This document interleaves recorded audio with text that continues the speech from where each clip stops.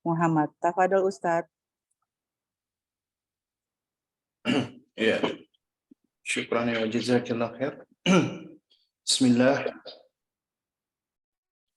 Assalamualaikum warahmatullahi wabarakatuh. Innal hamdalillah nahmaduhu wa nasta'inuhu wa nastaghfiruh wa na'udzu billahi min syururi anfusina wa min sayyiati a'malina. May yahdihillahu fala mudilla lahu wa may yudlil fala hadiyalah. Asyhadu an la ilaha illallah wahdahu la syarika lah wa asyhadu anna Muhammadan abduhu wa rasuluh la nabiyya ba'dahu amma ba'du. Fa inna asdaqal kalami kalamullah wa ahsanal huda huda Muhammadin sallallahu alaihi wa alihi wasallam wa syarrul umuri muhdatsatuha wa kullu muhdatsatin bid'ah wa kullu bid'atin dhalalah wa kullu dhalalatin finnar amma ba'du. Jamaah sekalian, para akhwat wa ummahat rahimani wa rahimakumullah, alhamdulillah kita bersyukur kepada Allah Subhanahu wa taala di pagi hari ini, tepatnya di hari Jumat ya, di salah satu bulan yang istimewa, bulan Sya'ban, bulan yang banyak dilalaikan manusia. Ini sebagaimana dikatakan oleh baginda Nabi yang mulia alaihi salatu wassalam, ya, yakni syahrun yaghfulu anhun nas, ya. Bulan yang banyak dilalaikan manusia, padahal ini salah satu bulan yang istimewa untuk kita mau berbanyak ibadah di dalamnya. Kemudian juga di hari yang istimewa, di hari Jumat, Allah memperkenankan kita semua untuk bisa melanjutkan kembali di dalam program kajian rutin kita, ya, serial Akademi Ibu Sholihah yang ke-8 ya. Dan ini adalah sebenarnya dari 8 karakter wanita sholihah. Yang kita bahas adalah bagian yang terakhir, ya, yakni ya, karakter wanita sholihah adalah harus terus berdoa dan bertawakal kepada Allah, menjadi bunda yang abidah, menjadi bunda yang ahli ibadah dan gemar berdoa kepada Allah Subhanahu wa taala. Karena manusia Allah ciptakan lemah, fakir, tidak memiliki apa-apa. Sehingga manusia senantiasa iftikar, butuh dengan Rabb-nya, butuh dengan penciptanya, butuh dengan Allah. Dan Allah memberikan sarana, wasilah bagi makhluknya untuk dapat berkomunikasi, berinteraksi, ya, dengan Allah Subhanahu wa taala melalui diantaranya doa. Kita dapat berbicara dengan Allah, pencipta kita, dapat curhat dengannya diantaranya melalui doa. Dan insya Allah kita akan bahas di kesempatan ini tentang seluk-beluk doa dan bagaimana seharusnya seorang muslim, terlebih lagi seorang muslimah, ya, dia berusaha untuk memperkuat koneksinya dengan Allah Subhanahu wa taala, karena akar dan pondasi dari semua kebaikan yang ada di muka bumi ini adalah harus diawali dengan kita terus memperkuat koneksi kita dengan Allah Subhanahu wa taala. Karena apabila koneksi kita dengan Allah baik, maka Allah akan memperbaiki semua urusan kita di dunia dan di akhirat. Baik, para ummahat atau para bunda sekalian yang dimuliakan Allah Subhanahu wa taala, ya, sedikit kita mengulang ya tentang 8 karakter wanita sholihah. Ini bukanlah batasan ya, tapi sebagian dari karakter wanita sholihah yang sudah kita bahas ya selama 9 pertemuan sebenarnya, dan ini adalah karakter yang ke-8. Dari yang pertama kita ambil dari akronim kata salihah. Wanita salihah adalah wanita yang senang menuntut ilmu. Bukan hanya dia merasa ya berkewajiban, tapi dia senang. Ya, karena senang itu adalah motor yang menggerakkan dirinya untuk terus belajar dan menuntut ilmu, sehingga dia bisa menjadi seorang thalibatul ilm. Kemudian yang kedua, wanita yang sholihah adalah wanita yang selalu menghargai nikmat yang Allah berikan, ya. Hargailah nikmat yang Allah berikan. Jadilah wanita yang selalu bersyukur, yang selalu mengapresiasi atas karunia Allah Subhanahu wa taala, lalu kemudian juga atas apa yang diberikan oleh manusia, terutama suami. Karena betapa banyak wanita-wanita ya diancam dengan neraka lantaran karena mereka kufur. Ya, yakfurna bil ashir, mereka kufur kepada suami, ya. Sehingga belajar untuk senantiasa mengapresiasi dan bersyukur atas nikmat yang Allah berikan.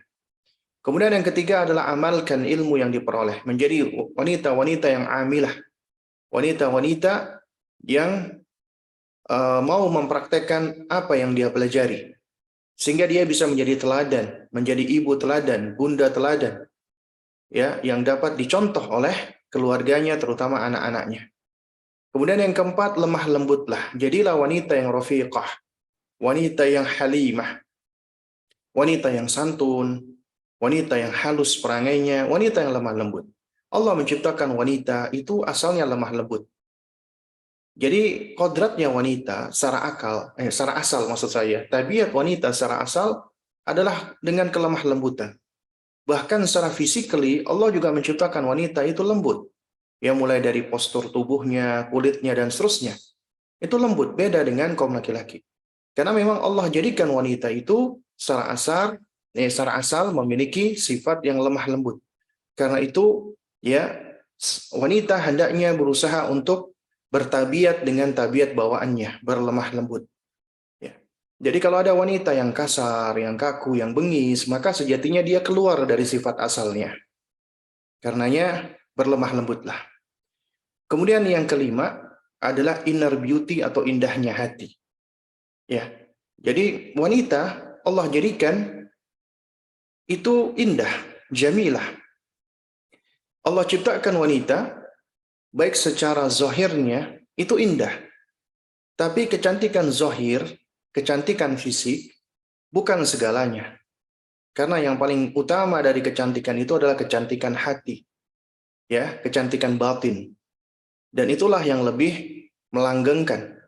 Mungkin memang kecantikan fisik menawan mata, tapi kecantikan hati itulah yang menawan hati. Dan sesuatu yang menawan hati itulah yang lebih langgeng. Sementara sekedar menawan mata, mata itu akan mudah berpaling. Karena ya di atas langit ada langit, ibaratnya demikian. Artinya apabila ada wanita yang cantik, maka akan ada yang lebih cantik lagi darinya. Tapi apabila itu kecantikan hati, maka kecantikan hati itulah yang akan menetap di dalam hati seseorang. Ya. Nah, kemudian yang keenam adalah wanita yang hikmah, hakimah, bijaksana. Wanita yang bisa menempatkan dirinya, wanita yang tahu kapan dia harus berbicara, kapan dia harus diam. Ya, wanita yang bisa meletakkan posisi dirinya, melaksanakan kewajiban-kewajibannya, menunaikan hak-hak keluarganya. Itulah wanita yang bijak, ya. Kemudian yang ketujuh adalah wanita yang antusias. Antusias dan memiliki semangat yang tinggi. Harisah, ya, wanita yang harisah, yang antusias, yang semangat dan memiliki himatul aliyah, semangat yang tinggi. Ya, wanita-wanita yang memiliki semangat. Ini diantara karakter wanita salihah, bersemangat di dalam melakukan kebaikan, bersemangat di dalam melakukan ibadah, bersemangat di dalam mendidik anak-anaknya, bersemangat di dalam belajar, dan seterusnya. Wanita-wanita yang memiliki antusiasme. Bukan wanita yang lemah, bukan wanita yang lemas, bukan wanita yang malas, tapi wanita yang semangat. Ya, dan ini adalah bahasan kita dari 8 karakter yang kita bahas. Yang terakhir yaitu wanita yang harus terus berdoa dan bertawakal kepada Allah.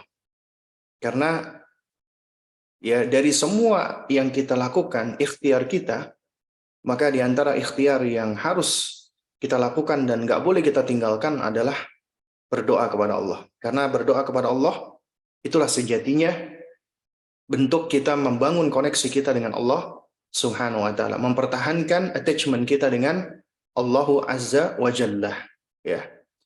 Karena percuma seseorang belajar menuntut ilmu, dia menjadi orang yang bersyukur, menjadi orang yang mengamalkan ilmu, menjadi orang yang lemah lembut, orang yang berusaha mempertahankan kecantikan hatinya, orang yang berusaha untuk senantiasa bisa bijaksana, dan dia selalu bersemangat untuk melakukan kebaikan, tapi dia nggak pernah berdoa kepada Allah. Ya, maka itu semua akan putus. Kenapa? Karena benang penyambung semua aktivitasnya ini, ya, itu harus ada. Dan benang penyambung itu adalah doa. Karena sejatinya apabila kita melakukan sesuatu tanpa bergantung, tanpa bertawakal, tanpa berdoa kepada Allah, maka percuma. itu semua akan menjadi sia-sia. Kita pun akan mudah surut mundur ke belakang, dan ketika terjatuh kita akan sulit untuk bangkit kembali. Kenapa? Karena apa yang kita lakukan tidak lepas dari pertolongan Allah. Dan apabila Allah melepaskan pertolongannya, maka sungguh kita menjadi makhluk yang paling merugi di muka bumi ini. Karenanya terus harus berdoa, bertawakal, bergantung, beriktimat, bersandar kepada Allah Azza wa Jalla, karena dialah satu-satunya yang dapat menolong kita, membantu kita, dan yang paling memahami kita. Dialah Allah Subhanahu wa taala. Ya. Dengan terus kita bergantung, berdoa kepada Allah, maka itulah sumber kekuatan kita.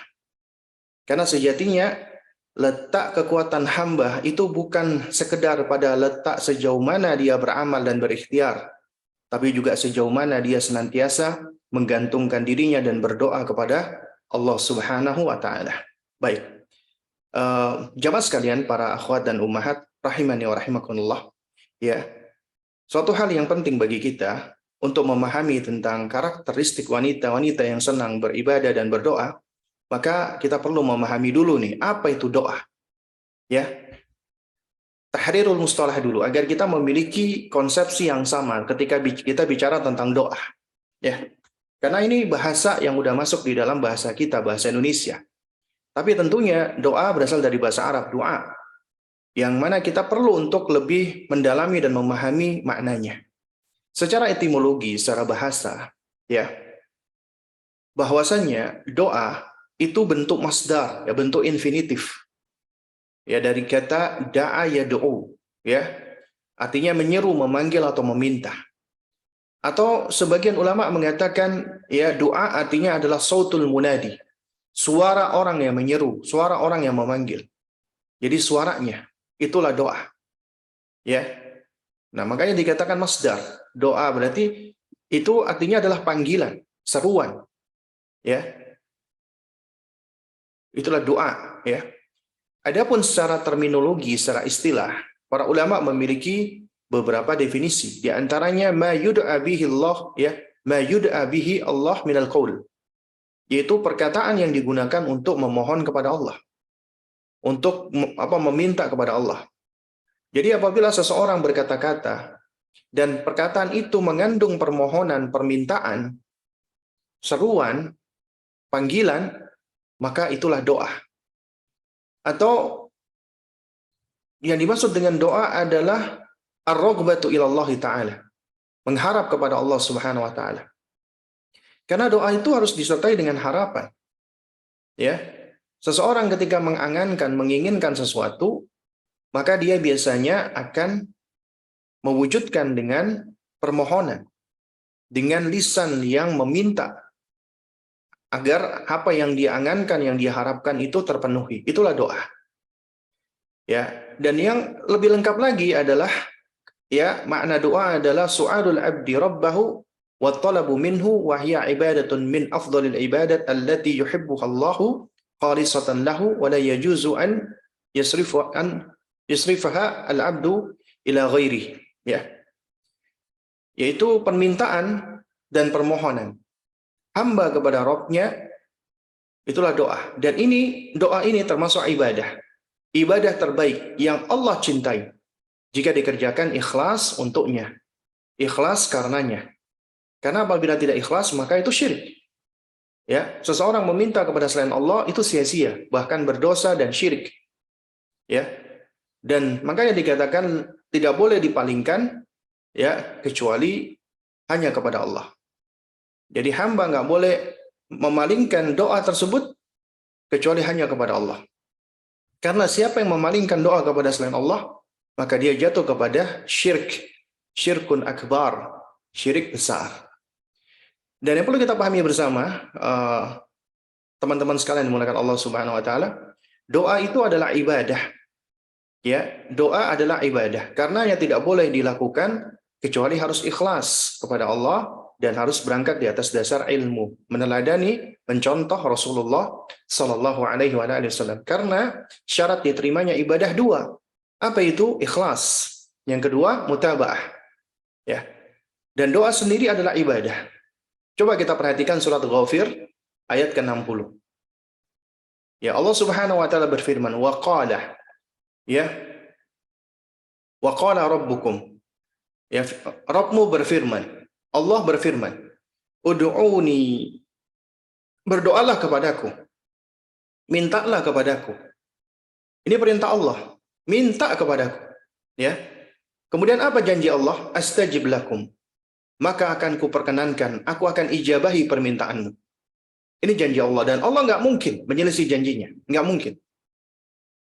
Jadi kalau kita perhatikan ayat ini, pertama Allah memberikan perintah. Para ulama menerangkan apabila datang perintah di dalam Al-Quran atau hadis, maka al-aslu fil amri yufidul wujub. Hukum asal di dalam perintah adalah membuahkan hukum wajib. Dengan kata lain, apabila datang perintah, maka perintah tersebut hukumnya wajib untuk dikerjakan. Ketika Allah mengatakan, "Ud'uni," berdoalah kepadaku, berarti kita mengambil ada dua hal dari kata ini. Pertama, wajib berdoa. Kedua, doa itu disandarkan kepada Allah, diidhafakan kepada Allah. Allah mengatakan, "Ud'uni," mintalah kepadaku. Artinya wajib hanya meminta dan berdoa kepada Allah. Nggak boleh kepada selainnya. Ya, dan siapa yang berdoa kepada Allah, Allah menjelaskan, "Astajib lakum." Akan kuperkenankan bagimu. Akan kuijabahi permintaanmu. Akan kukabulkan apa yang kau minta. Ini janji Allah ini. Dan Allah la yukhliful mi'ad. Allah tidak akan sekali-sekali menyelisih janjinya. Nggak mungkin. Dan ini kita ngambil pelajaran lagi yang berikutnya. Ketika Allah memberikan perintah, berarti itu menunjukkan pertama perhatian Allah kepada kita. Allah memperhatikan kita. Makanya Allah berikan perintah. Karena memberikan perintah dan larangan itu bentuk perhatian. Karena apabila kita nggak memberikan perhatian, misalnya kepada anak kita atau orang yang kita sayangi, kita nggak perlu memberikan perintah dan larangan. Kita biarkan begitu saja. Kita diciptakan Allah, tidak dibiarkan begitu saja. Ya, makanya ya Imam Syafi'i sebagaimana dinukilkan oleh Ibnu Katsir ketika menafsirkan firman Allah, Allah berfirman, "Ayahsabul insanu ayyutraka sudah?" Apakah manusia mengira mereka akan dibiarkan begitu saja? Apa kata Imam Syafi'i rahimahullah? Ai alla yunha wa la yu'mar. Yaitu tidak diperintah dan tidak dilarang. Artinya apakah manusia mengira mereka dibiarkan begitu saja? Artinya tidak diberikan perintah dan larangan. Dengan kata lain, ketika ya seseorang itu ditelantarkan, dibiarkan, itu dengan cara tidak diberikan perhatian. Dengan cara tidak diberikan perintah dan larangan. Berarti memberikan perintah dan larangan itu adalah perhatian. Anda ketika memberikan perintah dan larangan kepada anak Anda, itu menunjukkan perhatian Anda kepada mereka. Kenapa? Karena di dalam perintah Anda mengandung kebaikan. Di dalam larangan Anda juga mengandung ya kebaikan agar mereka tidak terjatuh kepada keburukan dari apa yang Anda larang. Nah, demikian pula Allah Subhanahu wa taala walahul matsalul a'la. Allah ketika memberikan perintah dan larangan, pasti di dalam perintah Allah mengandung maslahat. Dan di dalam larangan Allah pasti mengandung madarat apabila dilanggar larangan tersebut. Ya. Di sini Allah memberikan perintah kepada kita, "Ud'uni," berdoalah kepadaku. Itu menunjukkan perhatian Allah. Yang kedua, apabila Allah memberikan perhatian itu berarti menunjukkan cinta Allah. Kasih sayang Allah kepada hambanya. Berarti Allah ketika memberikan perintah, itulah sayangnya Allah. Cintanya Allah kepada hamba. Allah menghendaki kebaikan untuk kita. Karena konsekuensi daripada sayang dan cinta adalah menginginkan kebaikan bagi yang dicintai. Allah menyayangi makhluknya. Ya, karenanya Allah berikan kepada mereka bimbingan, arahan. Di antaranya Allah berikan perintah dan larangan. Karena Allah menginginkan kebaikan bagi kita. Meskipun kita diberikan pilihan. Dan di antara kita ada yang taat dan ada yang membangkang atau malah kita maksiat. Ya. Nah, jadi ketika Allah Subhanahu wa taala memberikan perintah tadi perhatian Allah. Kedua, sayang dan cintanya Allah. Yang ketiga adalah Allah menghendaki kebaikan bagi kita. Allah tidak menghendaki keburukan bagi kita. Karenanya Allah berikan arahan, bimbingan berupa perintah. Dan semua apa yang kita kerjakan, manakala kita memenuhi perintah Allah, kembalinya kebaikan itu kepada kita, bukan kepada Allah. Tidak. Kenapa? Allah Maha Kaya. Allah nggak butuh dengan doa kita. Allah nggak butuh dengan ibadah kita. Allah nggak butuh dengan syukur kita. Allah nggak butuh dengan amal-amal ketaatan kita. Nggak butuh. Allah Maha Kaya. Allah Maha Sempurna. Sekiranya seluruh manusia dan jin, ya, itu di dalam hadis qudsi Allah Subhanahu wa taala berfirman, lau anna, apa namanya? Awwalakum wa akhirakum. Ya, sekiranya bangsa jin dan bangsa manusia dari awal sampai akhir, mereka semua berkumpul. Ya, mereka semua ngumpul nih dari awal sampai akhir. Dan kemudian mereka berada di atas hati yang paling baik, kemudian mereka melakukan ketaatan, maka itu tidak akan menambah sedikit pun apa yang ada di sisi Allah, karena Allah Maha Kaya, Allah Maha Sempurna. Jadi apa yang kita lakukan nggak akan menambah apa yang ada di sisi Allah. Udah, Allah Maha Kaya. Demikian pula sekiranya manusia dan jin dari awal sampai akhir mereka kufur kepada Allah, juga tidak akan mengurangi apa yang ada di sisi Allah. Nggak akan mengurangi. Lantas kenapa Allah memberikan kita perintah sementara Allah Maha Kaya, Allah nggak butuh dengan kita? Karena Allah sayang dengan kita. Dan Allah mengingatkan bahwasanya kita yang butuh dengan Allah. Kalau kita butuh kepada Allah, kita minta kepada Allah, Allah beri. Itulah baiknya Allah Rabb kita. Astajib lakum, aku akan perkenankan bagimu. Minta kepadaku, kata Allah, aku berikan kepadamu. Berarti ketika kita berdoa, kebaikannya untuk siapa? Untuk kita.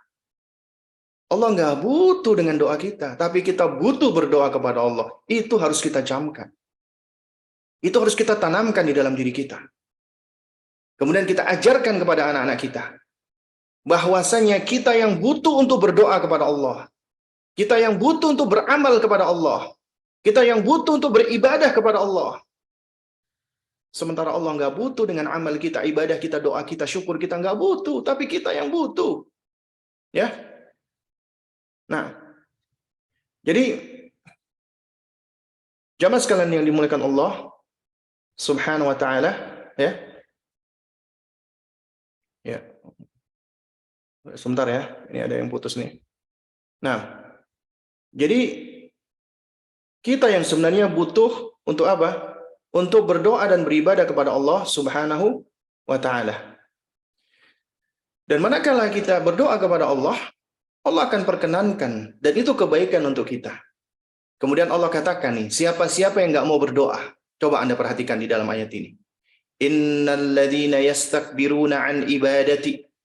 Sesungguhnya orang-orang yang istikbar, angkuh, sombong, menyombongkan diri, an ibadati, dari menyembahku. Coba Anda perhatikan, kata an ibadati. Sebelumnya Allah mengatakan ud'uni, mintalah kepadaku. Ya, kemudian Allah katakan innal ladzina yastakbiruna an ibadati. Siapa yang menyombongkan diri dari menyembahku. Nah, ini dalil yang sharih, yang kuat, doa itu ibadah. Karena Allah mengatakan di dalam lanjutan ayat tadi, setelah Allah memerintahkan kita untuk berdoa dan Allah akan perkenankan, orang-orang yang menyombongkan diri dari beribadah, artinya dari berdoa. Berdoa itu ibadah. Dan orang-orang yang nggak mau berdoa kepada Allah itu orang yang sombong. Berpaling dari Allah, nggak mau berdoa kepada Allah, itu orang-orang yang sombong. Makanya Allah katakan, innal ladzina yastakbiruna an ibadati. Sesungguhnya orang-orang yang menyombongkan diri dari beribadah kepadaku, menyembahku, tidak mau berdoa kepadaku, dia sombong, maka Allah berikan ganjarannya, sayadkhuluna jahannama dakhirin. Niscaya mereka akan masuk ke dalam jahannam dalam keadaan dihina-dina. Mereka masuk ke dalam jahannam dalam keadaan yang buruk, jelek, lagi hina-dina. Itulah mereka-mereka yang berpaling dari beribadah, berdoa kepada Allah Subhanahu wa ta'ala. Gak mau meminta kepada Allah. Dan orang-orang yang gak mau beribadah, gak mau meminta kepada Allah, gak mau beribadah kepada Allah, itu ada beberapa macam. Pertama, orang yang memang dia memalingkan doanya, ibadahnya kepada selain Allah, itu syirik. musyrik, kafir, berada di dalam neraka untuk selama-lamanya. Dan orang-orang seperti ini adalah sesombong-sombongnya manusia dan sebodoh-bodohnya manusia. Bagaimana tidak? Allah menciptakan dia. Allah membentuk dia. Allah memberikan dia berbagai macam nikmat dan karunia. Dan itu hanya Allah semata yang melakukannya. Allah yang memberikan dia rezeki. Allah memberikan dia karunia. Tapi ternyata dia berpaling, meminta, memohon tidak hanya kepada Allah tapi juga kepada selainnya. Padahal selain Allah tidak bisa menciptakan, tidak bisa memberikan rezeki, tidak bisa menolong, dan tidak bisa melakukan apa yang dilakukan oleh makhluk pun seringkali yang dijadikan sebagai objek kesyirikan itu tidak mampu. Dan mereka inilah orang-orang yang paling sesat di muka bumi ini, orang-orang musyrik. Atau yang kedua, orang-orang yang berpaling, tidak mau berdoa kepada Allah lantaran karena dia gak butuh dengan Allah. Sombong. Seakan-akan bahwasanya aku mampu untuk melakukan semuanya. Aku mampu dengan diriku sendiri. Orang-orang yang terlalu pede. Inilah orang-orang yang maghrur binafs. Tertipu dengan dirinya. Orang-orang seperti siapa? Fir'aun. Seperti Haman. Seperti Qarun. Dan yang semisalnya. Mereka adalah orang-orang yang narsis. Mereka adalah orang-orang yang menganggap diri mereka adalah entitas yang paling hebat. Sehingga mereka merasa tidak butuh dengan Allah. Dan mereka berpaling dari beribadah kepada Allah. Dan mereka berpaling dari meminta kepada Allah. Padahal mereka sejatinya makhluk Allah yang lemah, yang hina, yang rendah. Miskin, fakir, nggak punya apa-apa. Maka tempatnya adalah jahannam. Yang ketiga adalah mereka-mereka yang enggan berdoa karena malas. Karena sejatinya malas beribadah. Nah, kalau sekedar malas memang tidak sampai kafir, tidak sampai dikatakan musyrik. Tapi tetap mereka dikatakan orang yang sombong. Kenapa? Karena nggak mau memohon, mendekat, meminta kepada Allah. Karena kemalasannya, dia lebih mendahulukan kemalasannya, seakan-akan kemalasannya itu lebih daripada Allah. Nah, kemudian yang keempat adalah orang yang jahil, orang yang bodoh. Tentunya orang yang bodoh tidak bisa disamakan dengan orang yang tidak bodoh. Dan orang yang bodoh juga bermacam-macam. Ada yang memang dia bodoh karena nggak tahu, ketika diingatkan dia tahu, dan dia langsung menerima nasihat. Ada yang bodoh karena dia lalai, ketika diingatkan, kemudian akhirnya dia mau menerima. Ada yang bodoh karena dia berpaling, enggan belajar, maka ini juga termasuk orang yang sombong. Dan ini parah. Biasanya ini termasuk kategori jahil murakkab. Orang-orang yang bodoh, yang tidak tahu bahwasanya dirinya tuh bodoh. Sehingga dia merasa dirinya pintar, padahal sejatinya dia bodoh. Dan orang-orang seperti ini adalah hendaknya kita tidak banyak menghabiskan waktu menghadapinya. Kemudian dalil dari sunnah Nabi SAW, bahwasanya doa itu ibadah. Nabi mengatakan di dalam hadis riwayat Imam Abu Dawud, Tirmidzi, Ibnu Majah dan Ahmad dengan sanad yang sahih, ad-du'a'u huwal ibadah. Doa adalah ibadah. Adapun redaksi hadis yang diriwayatkan oleh Imam Tirmidzi yang berbunyi ad-du'a'u mukhul ibadah, doa adalah intisari ibadah, itu hadisnya dhaif. Hadisnya dhaif. Karena itu kita tidak mempergunakan hadis yang dhaif kecuali apabila memang ada hajat dan itu sesuai dengan dhawabit. Dan ini ada hadis yang sahih, Nabi mengatakan ad-du'a wal ibadah. Doa itu adalah ibadah. Baik, jamaah sekalian, para akhwat dan ummahat rahimani wa rahimakumullah. Kita lanjutkan dulu lagi Kita perlu memahami ini. Ulama menerangkan bahwasanya ad-du'a'u yanqasimu, doa itu dibagi lagi menjadi nau'ain, menjadi dua jenis doa. Pertama, ad-du'a'u al-mas'alah, doa masalah atau soal, permintaan, permohonan. Yang kedua adalah ad-du'a'ul ibadah, doa ibadah. Nah, ini suatu hal yang perlu kita pahami bersama nih. Ada dua jenis doa. Pertama, doa masalah, doa permintaan. Yang kedua, doa ibadah. Apa itu doa permintaan atau doa masalah? Doa masalah atau permintaan adalah permohonan hamba kepada Allah dengan lisannya agar diberikan kebaikan, dijauhkan dari keburukan, atau agar dipenuhi hajatnya. Ketika misalnya kita berdoa, ya Rabbighfirli wa liwalidayya warhamhuma kama rabbayani shaghira, atau Rabbana atina fid dunya hasanah wa fil akhirati hasanah wa qina adzabannar, atau kita berdoa dengan lisan dengan bahasa kita, ya Allah, ya berikanlah aku rezeki dengan rezeki yang halal, jadikanlah anakku anak-anak yang soleh. Nah, itu termasuk ini adalah doa masalah, doa permohonan, permintaan. Artinya kita meminta, memohon kepada Allah. Ya, berhajat, kemudian kita memohon dan meminta kepada Allah. Inilah yang disebut dengan doa masalah. Ya, doa permohonan atau permintaan. Masalah itu artinya ya permintaan atau permohonan. Ya, memang masuk ke dalam bahasa Indonesia jadinya masalah, problem ya. Padahal sebenarnya ya masalah di sini artinya permintaan atau permohonan. Yang kedua adalah doa ibadah. Artinya segala bentuk macam ibadah seperti sholat, puasa, zikir, haji, umroh, sedekah, itu semua adalah doa.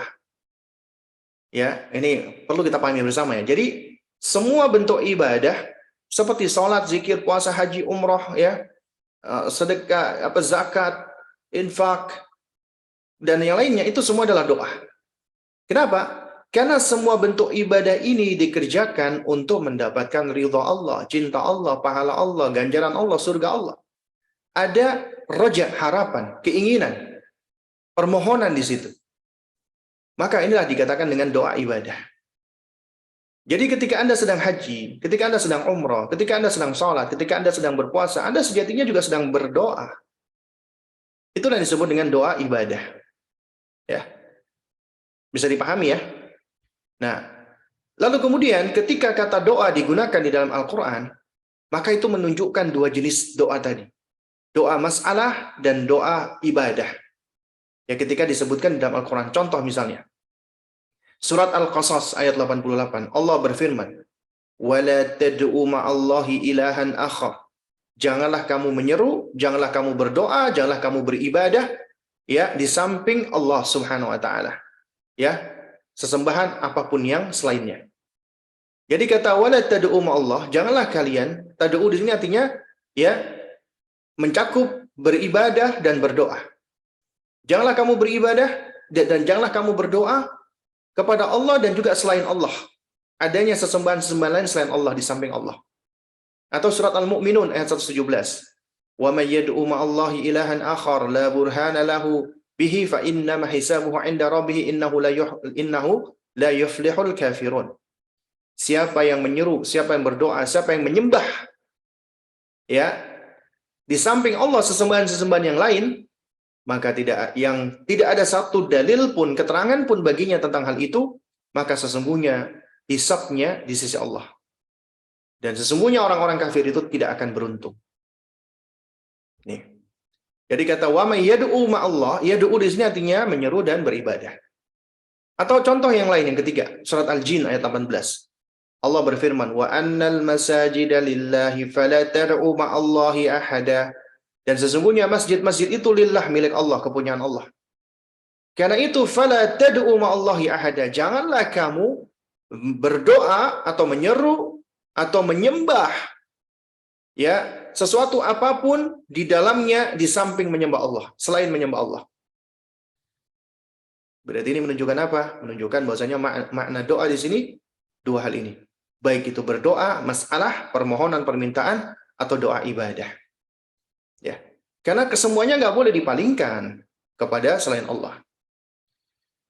Nah, lalu kenapa kita perlu beribadah kepada Allah? Tentunya banyak sekali faidahnya, keutamaannya, fadilahnya. Kita nggak bisa melepaskan diri kita dari Allah karena kita makhluk. Tauhid rububiyah mengajarkan Allah Rabb kita, berarti Allah pencipta kita. Allah yang menciptakan kita, karena nggak mungkin kita itu ada dengan sendirinya, nggak mungkin. Dan nggak mungkin kita menciptakan diri kita sendiri, nggak mungkin. Dan nggak mungkin makhluk-makhluk lain yang diciptakan, termasuk orang tua kita yang menciptakan kita, nggak mungkin. Atau kita diciptakan oleh pohon, kita diciptakan oleh semesta, dan nggak mungkin. Makanya sungguh celaka ya, mereka-mereka yang beranggapan bahwasannya keberadaan makhluk ada dengan sendirinya. Itu kebodohan di atas kebodohan, kejahilan di atas kejahilan, ya. Atau juga sungguh celaka orang-orang yang berkata-kata, dan ini termasuk kesyirikan ini, ya, meskipun dibuat syair atau dibuat candaan, wahai semesta, wahai langit, ya datangkanlah jodohku, mudahkanlah urusanku, itu syirik, ya. Wahai semesta, saksikanlah aku, ya. Lihatlah hatiku, bahwasanya hatiku adalah untuknya. Kita banyak dapati konten-konten dari anak-anak muda seperti ini yang jatuh kepada kesyirikan tanpa disadari.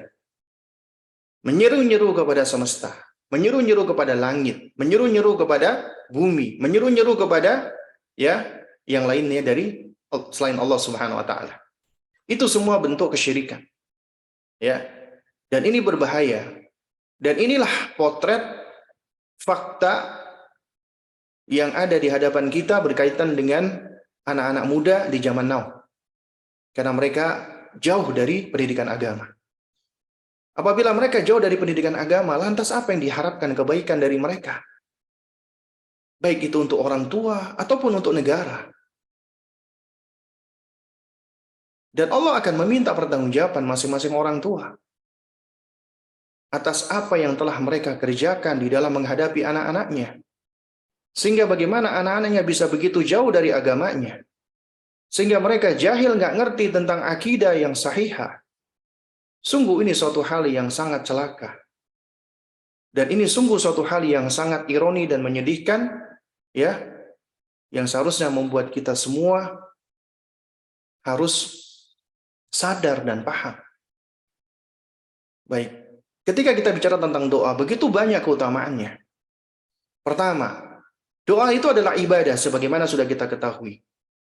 Ya, dan Allah Subhanahu wa taala menciptakan kita sebagai makhluk, kita makhlukun lahu, kita diciptakan untuknya, untuk beribadah kepadanya. Ya sebagaimana tadi ya, tauhid rububiyah adalah kita berarti ciptaan Allah. Nah, berarti kalau kita ciptaan Allah, maka kita milik Allah dan kepunyaan Allah. Apa yang ada di dalam diri kita juga milik Allah dan kepunyaan Allah. Mata kita, tangan kita, kaki kita, mulut kita, tubuh kita, rambut kita, semuanya milik Allah. Termasuk yang di sekeliling kita. Allah titipkan kepada kita. Sepatutnya kita jaga, kita pelihara. Makanya Allah perintahkan kita, ku anfusakum, jagalah dirimu, wa ahlikum, dan keluargamu. Karena dirimu bukanlah milikmu, milik Allah. Allah titipkan kepadamu, jaga agar tidak binasa di dunia, apalagi di akhirat, Allah hempaskan ke dalam neraka. Demikian pula keluargamu, anak dan istrimu, bukan milikmu. Allah titipkan kepadamu, agar engkau pelihara, agar engkau jaga, agar mereka juga tidak menjadi bahan bakar neraka. Wal'iyadhu billah, wa nas'alullah as-salama wal-afiyah. Karenanya, jaga diri kita. Karena diri kita pun milik Allah. Karena kita ciptaan Allah. Kita pun berada di bawah kekuasaan Allah. Dan tauhid rububiyah yang ketiga adalah kita pun berada di bawah pengaturan Allah. Allah sudah ngatur semuanya. Allah udah ngatur tentang jodoh kita. Ya, Allah udah ngatur tentang rezeki kita. Allah sudah ngatur tentang kondisi kita, apakah kita akan bahagia atau sengsara, semuanya sudah Allah atur. Ya. Dan ini seharusnya melahirkan di dalam diri kita ketenangan. Apabila kita yakin dengan Allah, Allah sudah mengatur semuanya. Karena sejatinya ketika Allah sudah menciptakan hambanya dan Allah sudah menetapkan masing-masing pada hambanya, maka sekalipun kita mengejar-ngejar hingga kaki kita patah, hingga kita terseok-seok, apabila Allah menetapkan itu bukan bagian kita, nggak akan sampai juga kepada kita. Tapi apabila itu bagian kita, meskipun kita hanya berdiam diri, tidak ngapa-ngapain, akan sampai kepada kita. Tapi kita tetap diajarkan untuk ikhtiar. Akhdul asbab, mengambil sebab. Nggak boleh kita hanya bersandar kepada takdir tanpa berusaha, ya, dan nggak boleh pula kita menolak takdir seakan-akan semua ada di tangan kita. Makanya Islam wasat, pertengahan. Semua udah ditentukan Allah di dalam takdirnya, tugas kita cuman berusaha, dan Allah hanya melihat usaha kita, menghisap usaha kita, dan Allah menjadikan amal dan usaha kita itulah sebagai pertimbangan. Apakah Allah akan memberikan kebaikan di dunia dan di akhirat atau sebaliknya. Yang Allah lihat adalah ikhtiar, usahanya. Ya. Karena itu jamaah sekalian menekan Allah, doa adalah ibadah, di mana kita diciptakan untuk beribadah kepadanya. Sehingga manakala kita berdoa berarti kita beribadah dan kita menjalankan tujuan kita diciptakan Allah. Dan kata Nabi SAW, amalan yang paling mulia di sisi Allah adalah doa. Sebagaimana dalam hadisnya, laisa syai'un akrama 'ala Allah Ta'ala min ad-du'a.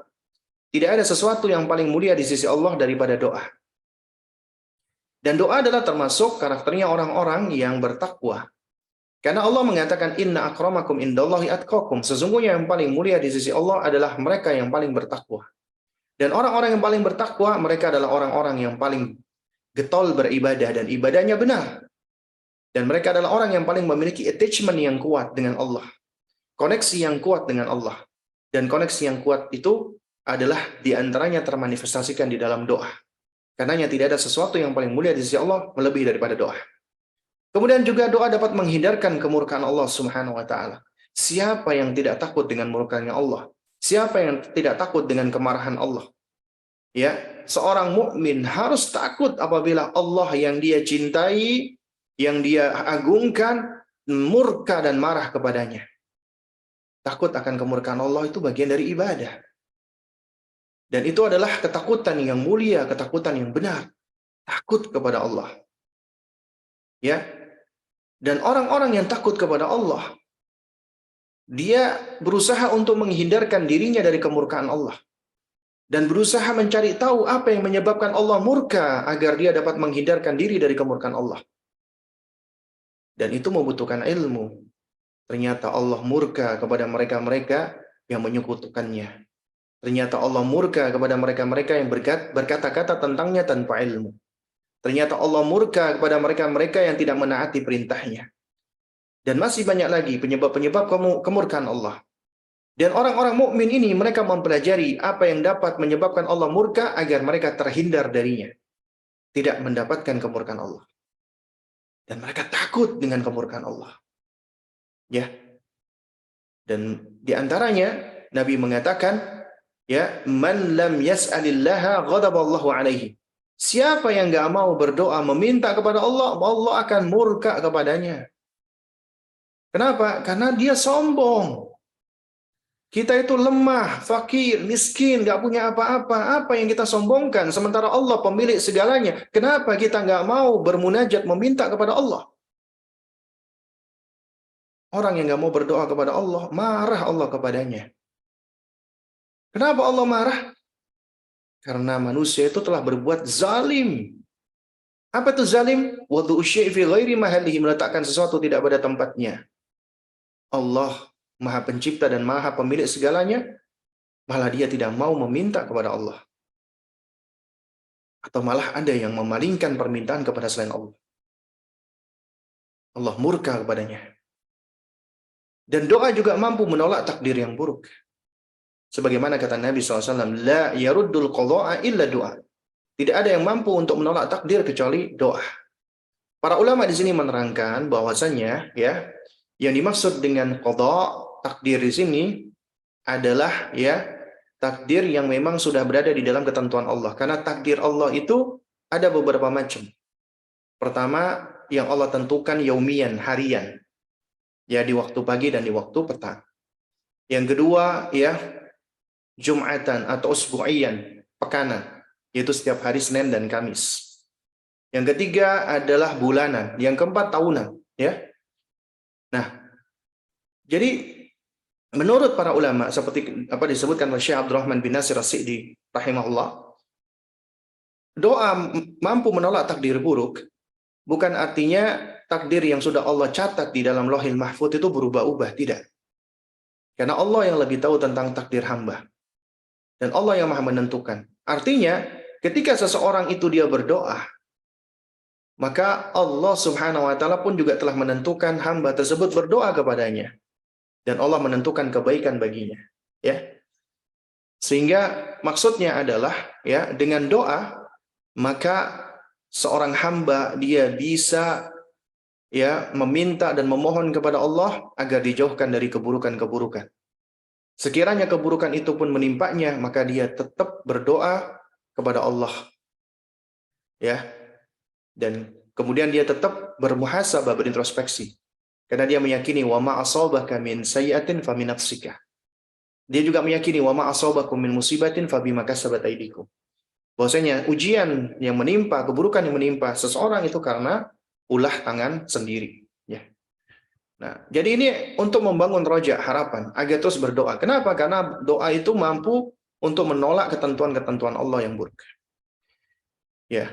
Lalu kemudian juga apabila kita perhatikan, ya jamaah sekalian menggunakan Allah Subhanahu wa taala, meninggalkan doa, ya, itu termasuk menentang Allah Subhanahu wa taala, berpaling kepada Allah Subhanahu wa taala, ya. Itu juga termasuk menyombongkan diri kepada Allah Subhanahu wa taala. Ya. Sebagaimana tadi firman Allah Subhanahu wa taala yang telah kita baca, wa qala rabbukum ud'uni astajib lakum innal ladzina yastakbiruna an ibadati sayadkhuluna jahannama dakhirin. Ya, siapa yang enggak mau atau siapa yang menyombongkan diri dari beribadah kepadaku, yaitu berdoa kepadaku, maka baginya adalah neraka jahanam, dia akan masuk ke dalamnya. Dan orang-orang yang paling lemah adalah orang yang meninggalkan doa.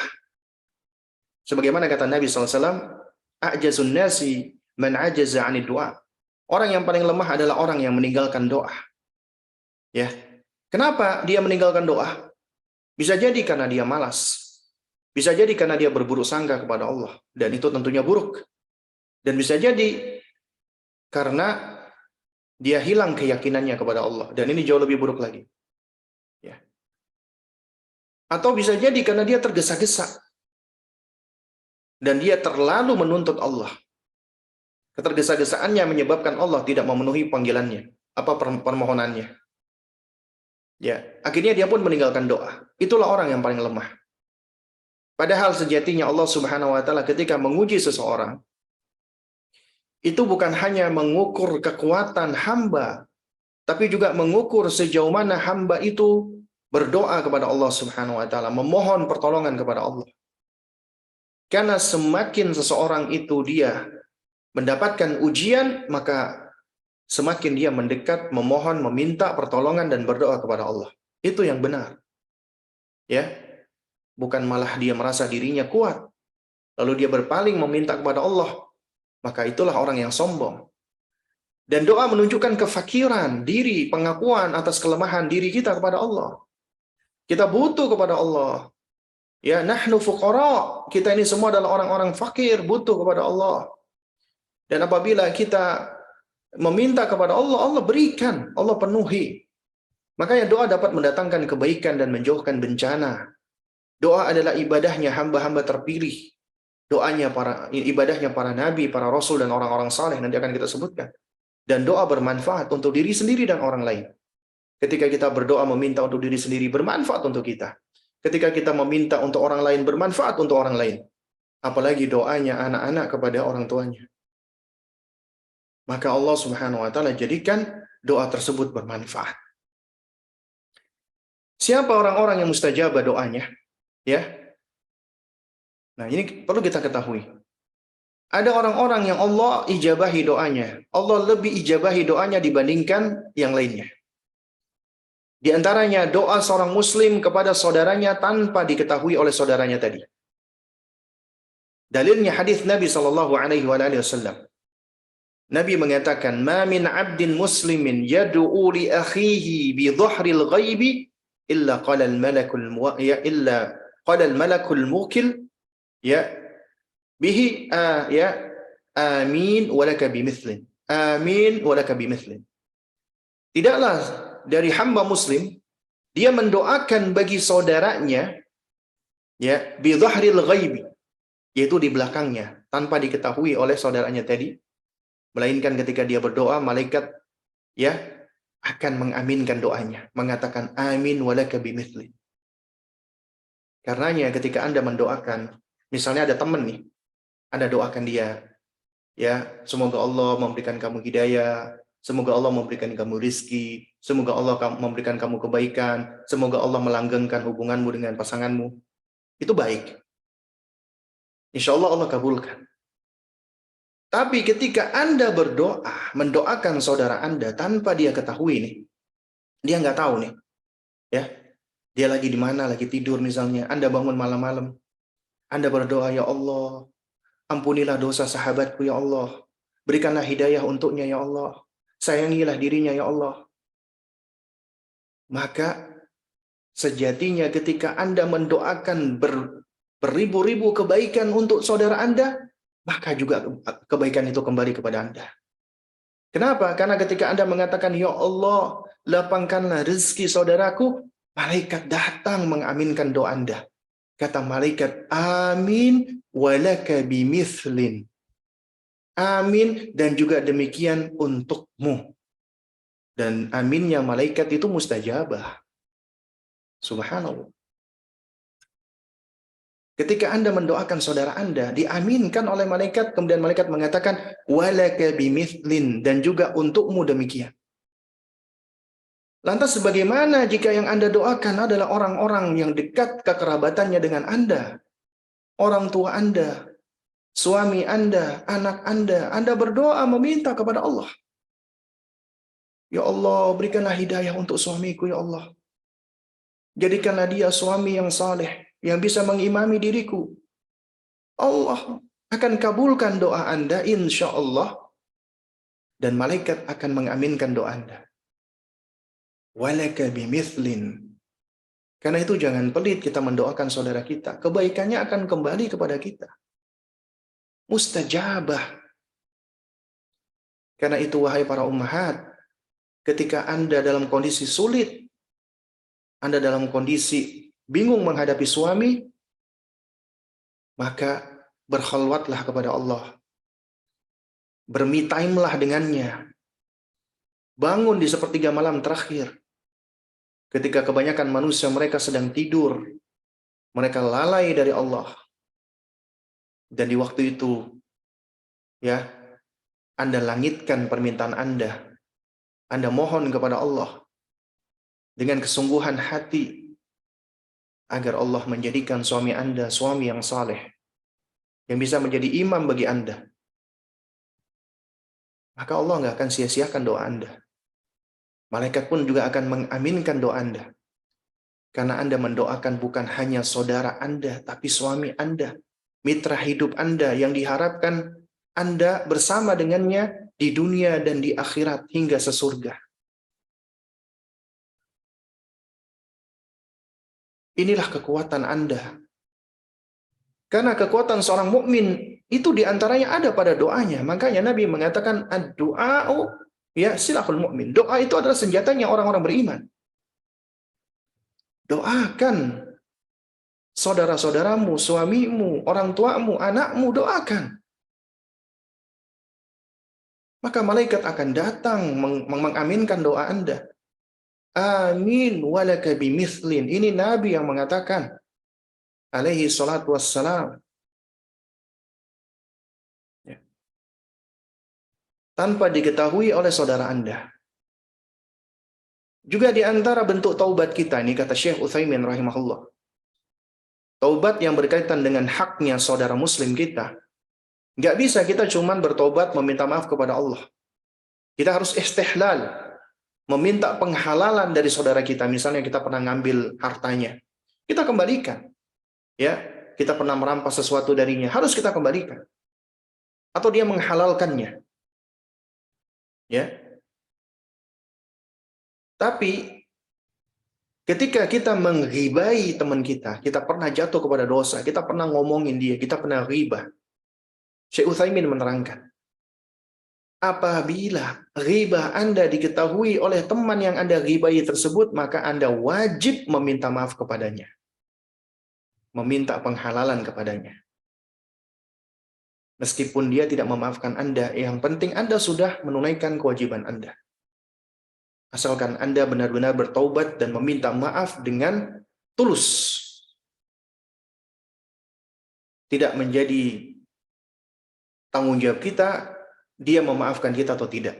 Yang penting kita sudah minta maaf dengan ketulusan hati. Tapi apabila dia tidak tahu, kita menggibai dia, misalnya kita kumpul di majelisnya emak-emak misalnya, Anda menggibai si fulanah, dia nggak tahu, maka taubat Anda adalah pertama Anda doakan si fulanah tadi yang Anda gibai dengan kebaikan. Setelah Anda bertaubat, ya Allah, aku telah melakukan kemaksiatan, ya Allah, aku menjelek-jelekkan saudariku, fulanah. Ya Allah, ampunilah dosanya, ya Allah. Angkat derajatnya, ya Allah. Lapangkanlah rizkinya, ya Allah. Mudahkanlah semua urusannya, ya Allah. Jadikanlah dia seorang muslimah yang solihah, ya Allah. Ketika Anda berdoa, malaikat akan datang. Amin walaka bimithlin, kata malaikat. Amin juga demikian untukmu. Malaikat mengaminkan doamu. Memohon kepada Allah dan untukmu juga demikian. Kebaikan itu akan kembali pula kepadamu. Engkau nggak perlu datang dia ketika engkau gibai dia nggak tahu, ya. Kemudian engkau tiba-tiba mengatakan, aku maaf ya telah menggibai kamu. Nggak perlu, kata Syekh Utsaimin. Cukup doakan dia. Kemudian yang kedua, di majelis yang kita gibai si fulanah, kita puji-puji dia. Ya. Kita puji dia. Tadinya kita jelek-jelekkan, kita puji dia. Dan apabila dia digibah lagi oleh yang lainnya, kita bela dia. Kita nasihati yang menggibah. Ketika mereka masih tetap bersikuku dengan gibahnya, kita tinggalkan majelis gibah. Nggak boleh kita berada di dalam majelis gibah tanpa kita ingkari. Nah, kemudian juga di antara doa mustajabah adalah ketika seorang muslim dia berdoa di saat lapang dan susah. Ini coba perhatikan. Allah memberikan kita kehidupan, nggak lepas dari dua kondisi ini, berputar di dalam kehidupan kita. Lapang, susah, lapang, susah. Manusia biasanya lupa dengan Allah ketika lapang. Ingat kepada Allah ketika susah. Ketika susah, baru dia merasakan gelisah, khawatir, takut. Dirinya merasa lemah, dia butuh pertolongan Allah. Kemudian dia bermunajat kembali kepada Allah, inabah, bagus. Tapi seringkali manusia lupa ketika dia lapang. Makanya di antara mustajabahnya doa ketika lapang, dia tetap berdoa kepada Allah. Sebagaimana kata Nabi SAW, Man sarrahu an yastajiballahu lahu inda syada'id wal karbi, fayakthuru du'a firraha. Siapa yang senang Allah mengijabahi baginya doanya ketika sulit dan ketika pelik, maka perbanyaklah doa ketika dia dalam keadaan lapang. Ketika kita lapang, kita dalam kondisi tidak kesulitan, doa kepada Allah itu mustajabah. Ya. Kemudian yang ketiga, doa yang orang yang mazlum, yang teraniaya. Nabi mengingatkan Mu'adz bin Jabal radhiyallahu taala anhu ketika diutus beliau ke Yaman. Ya, berkaitan dengan mengambil zakat. Ya. Beliau menasihatkan ittaqi da'wata mazlum fa innahu laisa bainallahi hijab. Takutlah engkau dengan doanya orang-orang teraniaya, karena tidak ada antara doanya orang teraniaya dengan Allah itu penghalang. Meskipun dia kafir nih, kata para ulama, kalau dia teraniaya, dia memohon kepada Allah, Allah bisa kabulkan, nggak ada hijab. Makanya ini ada dua nasihat nih, dua sisi. Pertama, berhati-hati kita terhadap perbuatan menganiaya orang lain. Karena bisa jadi ketika dia teraniaya, kemudian dia berdoa dan doanya buruk kepada kita, Allah bisa kabulkan. Hati-hati. Ya. Dari menganiaya. Dan ini banyak contohnya, misalnya ya. Misal nih contoh, yang seringkali kita melihat sehari-hari. Orang-orang yang merokok. merokok di tengah orang-orang yang tidak merokok. Itu termasuk menganiaya, menzalimi. Kadang-kadang nih ada orang yang nggak merokok. Ketika dia menghirup asap rokok yang nggak enak, dia sebel, dia kesel, dia merasa teraniaya. Kemudian dia berdoa, mudah-mudahan kamu celaka, nyebelin banget, ya. Atau dia di dalam dirinya terbetik menginginkan keburukan. Bisa jadi Allah kabulkan. Besar peluangnya Allah kabulkan. Atau misalnya ini ya, orang-orang naik motor dengan knalpot yang kenceng banget tuh, yang mengganggu banget. Rong rong rong rong rong rong rong. Ya. Kita misalnya lagi santai, ingin istirahat, tiba-tiba ada yang naik motor di depan rumah kita dengan suara kenceng. Kita merasa teraniaya. Kemudian tiba-tiba kita berdoa, mudah-mudahan jatuh kamu, celaka kamu. Bisa jadi celaka.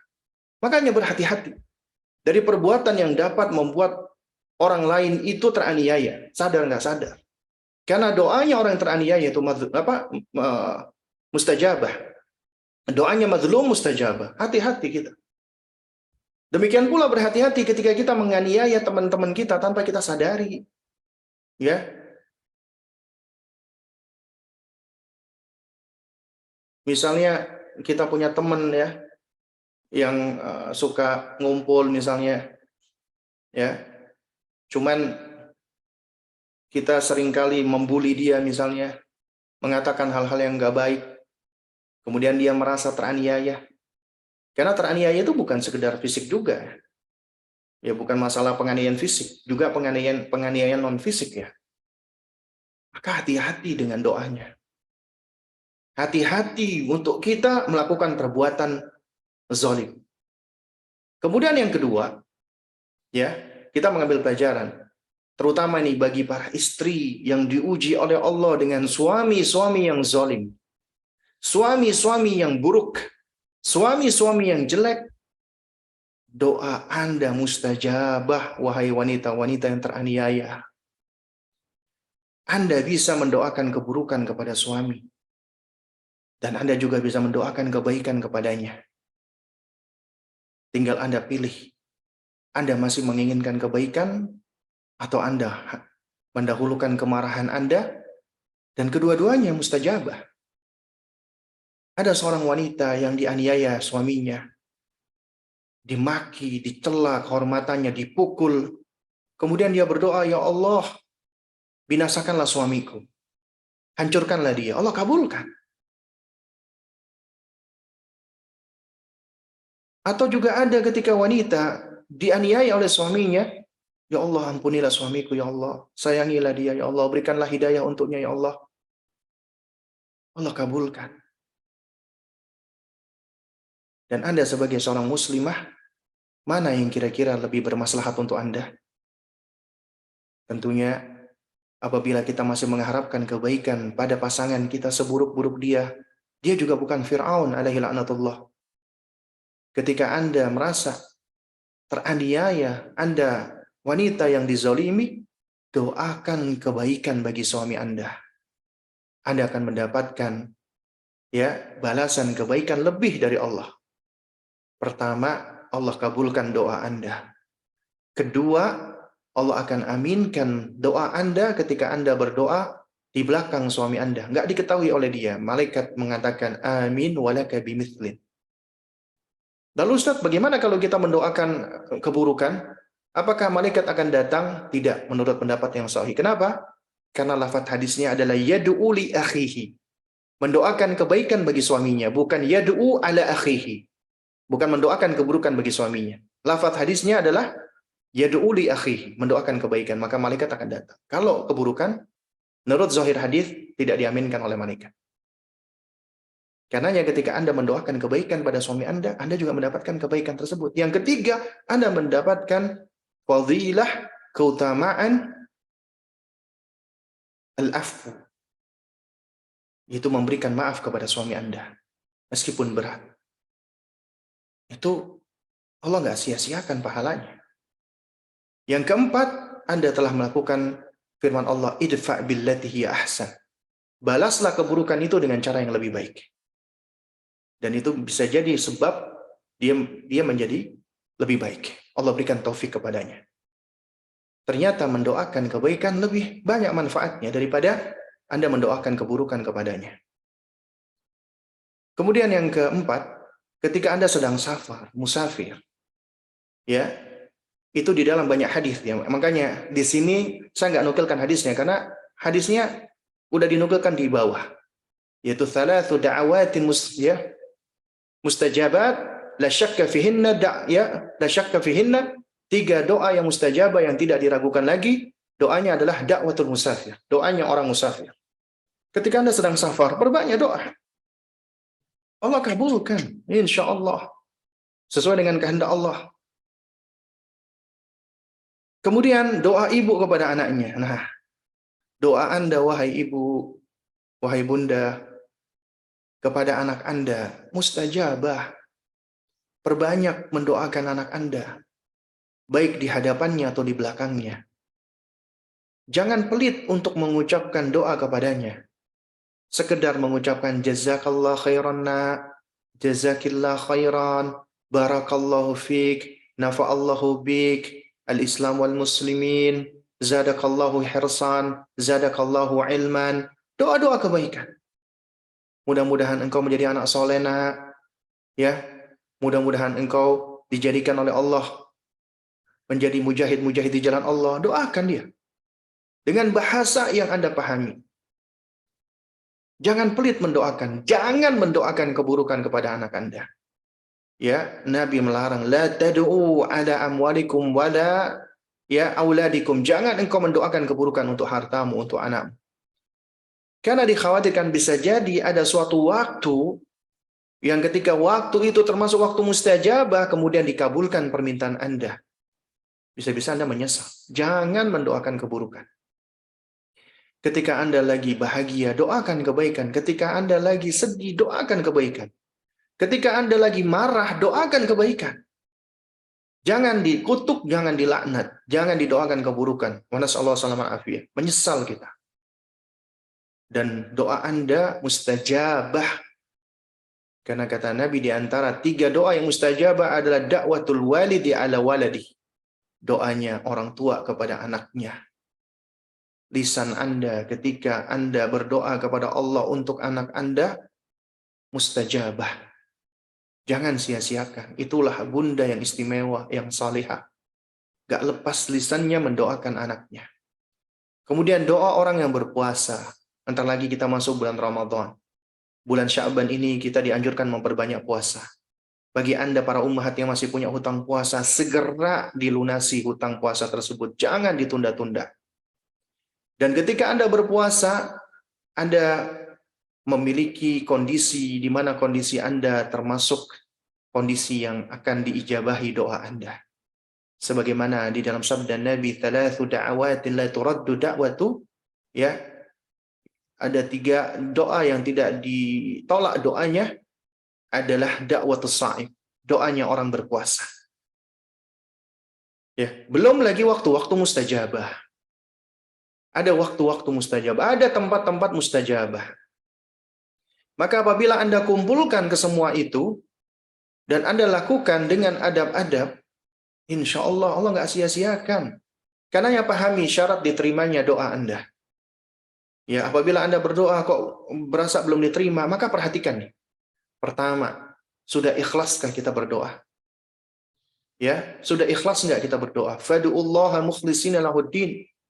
Maka berdoalah kepada Allah, sembahlah Allah. Makanya kata fad'u di sini bisa bermakna 2, doa ibadah dan doa masalah, doa permohonan atau doa ibadah. Maka doalah, mintalah kepada Allah atau sembahlah Allah dengan mukhlisina, memurnikan, mengikhlaskan baginya ibadah, baginya agama. Ikhlas. Sekarang kita berdoa udah ikhlas nggak? Ya, apa yang memotivasi kita untuk berdoa? Pertama, apa benar-benar karena Allah nggak? Benar-benar mengharapkan balasan Allah nggak? Benar-benar mengharapkan ganjaran Allah nggak? Benar-benar mengharapkan karunia dari Allah tidak? Ataukah kita hanya berdoa lantaran ya udah doa aja, ya? Atau karena kebiasaan? Atau karena disuruh? Atau karena diperintah, sekedar perintah tanpa diiringi dengan menjiwai hati. Ya, emang ada Ustadz orang yang doa itu cuman kebiasaan? Ada, banyak. Apalagi di negeri kita. Ya, coba kita perhatikan. Ya, ketika habis sholat banyak orang yang berdoa mengangkat tangan. Ya, kemudian yang di belakang amin amin amin mengaminkan tanpa tahu artinya. Ya, nggak hadir hatinya, nggak tahu yang dibaca oleh imam. Padahal juga apa yang dipraktekkan itu tidak mengikuti tuntunan Rasulullah. Adakah Nabi setiap kali selesai sholat, Nabi berdoa secara jamaah? Padahal apabila berdoa secara jamaah setelah sholat itu baik, maka yang pertama kali melakukan siapa? Rasulullah. Kemudian para sahabat, kemudian para tabi'in, kemudian para tabi'ut tabi'in. Pertanyaannya, ada nggak mereka mengamalkan? Kalau mereka tidak mengamalkan, lantas mengapa kita mengamalkan sesuatu yang tidak diamalkan oleh mereka? Ya, apakah kita merasa kita lebih pintar dibandingkan mereka? Ataukah kita menganggap bahwasanya mereka tidak tahu tentang keutamaan ini? Berarti kita telah jatuh menuduh mereka dengan keburukan. Kenapa kita nggak mencukupkan dengan apa yang dituntunkan oleh Nabi? Sekiranya kita berusaha mencukupkan pun kita nggak sanggup. Kenapa kita harus mencari tata cara ibadah lain yang tidak ada tuntunannya dari Nabi? Itulah kondisi umat zaman sekarang. Banyak yang mengaku-ngaku cinta Nabi, ternyata banyak yang menyelisihi Nabi. Dan itu juga mempengaruhi keikhlasan. Ya. Kemudian yang kedua, di dalam doa itu tidak mengandung dosa dan permusuhan. Ya, tidak mengandung dosa dan permusuhan. Contoh misalnya, ya Allah berikanlah aku rezeki agar aku bisa beli PS4. Ya Allah berikanlah aku rezeki agar aku bisa investasi. Padahal di dalamnya ada riba. Ya Allah lapangkanlah rezekiku agar aku bisa bisa membelikan hadiah untuk pacarku. Ya, atau yang semisalnya. Berarti di dalam doanya mengandung maksiat, mengandung dosa. Nggak diterima oleh Allah. Sekiranya pun diterima, itu istidraj. Ya, itu azab dari Allah. Azab. Bukan karunia. Ya. Orang yang ketika melakukan keburukan, kemudian dibiarkan oleh Allah, atau seakan-akan difasilitasi, itu azab dari Allah Subhanahu wa Ta'ala. Atau mengandung permusuhan di dalam doa. Nggak boleh. Ya. Bukan ini ya, bukan masalah dizolimi atau menzolimi, bukan. Permusuhan. Kita nggak suka sama orang, kita benci, kita hasad, kita dengki, kita bermusuhan. Nggak boleh. Atau tidak memutus silaturahim. Ya, karena ketika Anda memutus silaturahim itu di antara hal yang dapat menghalangi diterimanya doa. Ya. Ada seseorang nih, Masya Allah. Dia kelihatannya luar biasa. Ini seorang muslimah, hijabnya panjang, banyak bersedekah, banyak berbuat baik. Tapi ternyata dia telah memutus hubungan dengan ibunya. Selama beberapa lama. Dia berburuk sangka dengan ibunya. Memang dia mungkin ada case, ada sejarah ya masa lalu, ada pengasuhan-pengasuhan masa lalu yang membuat dia sakit hati. Kemudian dia nggak mau lagi mengunjungi ibunya selama bertahun-tahun. Memutuskan hubungan dari ibunya. Itu berarti dia memutuskan silaturahim. Gak diterima doanya oleh Allah Subhanahu wa Ta'ala. Ya, meskipun dia menggunakan waktu-waktu mustajabah, dia memutus hubungan silaturahim, apalagi dengan ibunya melahirkan dia, terhalangi doanya. Kemudian juga menjauhkan diri dari memakan harta yang haram, sebagaimana kita tahu di dalam hadis Arba'in Nawawi tentang ada seseorang ya yang berpakaian compang-camping, kemudian dengan rambut penuh debu. Ini berarti menunjukkan apa? Musafir, safar. Safar itu termasuk apa tadi? Kondisi seseorang dijabahi doanya. Kemudian dia mengangkat kedua tangannya. Juga di dalam riwayat hadis, di antara adab etika ketika meminta, Allah malu dengan hamba yang mengangkat kedua tangannya. Itu termasuk mustajabahnya doa. Kemudian yang ketiga dia mengucapkan ya Rabbi, disebut nama Allah. Itu juga termasuk mustajabah doa. Kan tapi kata Nabi SAW, wa mat'amuhu haramun, wa mashrabuhu haramun, wa malbasuhu haramun. Tapi ternyata dia makannya dari yang haram, minumnya dari yang haram, pakaiannya dari yang haram. Ya, anna yustajaba lahu. Bagaimana bisa diijabahi doanya? Sementara dirinya dipenuhi dengan keharaman. Bagaimana bisa dipenuhi doanya? Bisa jadi ketika Anda berdoa siang malam, tak pula kunjung dijabahi Allah. Bisa jadi mungkin selama ini kita masih banyak memakan harta yang haram, minuman yang haram, pakaian yang haram. Maka introspeksi, muhasabah. Kemudian yang berikutnya ini yang seringkali dialami oleh kebanyakan kita adalah tergesa-gesa. Karena tergesa-gesa itu termasuk salah satu yang dapat menghalangi diijabahinya doa. Sebagaimana sabda Nabi SAW, yustajabu li ahadikum ma lam ya'jal. Akan dikabulkan, diijabahi doa salah seorang dari kalian selama dia nggak tergesa-gesa. Yaqulu, ya, ada orang yang mengatakan, da'autu falam yustajab li, da'autu falam yustajab li. Aku udah doa tapi nggak dikabulkan. Aku udah doa tapi nggak dikabulkan. Belum dikabulkan. Betapa banyak sering kita ngomong seperti ini. Banyak diantaranya para ummahat, Ustadz, ya, saya mengalami masalah, suami saya begini, anak saya begini, saya udah berdoa Ustadz, tapi belum dikabulkan Ustadz. Saya sudah meminta tapi belum dikabulkan Ustadz. Bahkan nggak sedikit nih ada di antara para ummahat ketika mengalami masalah, kemudian ketika bertanya jawab di konsultasi, Ustadz tolong berikan nasihat kepada saya sudah banyak berdoa, saya sudah banyak ini. Seakan-akan dia meminta nasihat lebih daripada doa.